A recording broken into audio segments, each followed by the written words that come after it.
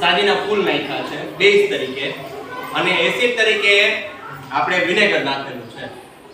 હવે બે જે છે એની અંદર આપણે લિટમસ ટેસ્ટ કરીએ તો બેની અંદર આપણે ભૂરા લિટમસ પેપર મૂકીએ, આપણે લાલ લિટમસ પેપર છે એ ઉમેરીએ.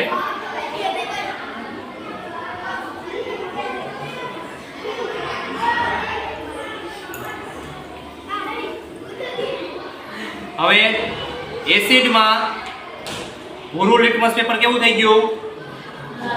લાલ. અને બેઝમાં ભૂરા લિટમસ પેપરમાં કાંઈ અસર થતી નથી.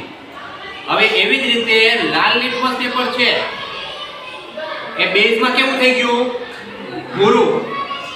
પણ લાલ લિટમસ પેપર છે એની કોઈ ઇફેક્ટ છે આમાં થતી નથી એસિડમાં. બરાબર? તો એસિડ બેઝ ટેસ્ટ છે આની મદદથી આપણે કરીએ કે લિટમસ ટેસ્ટ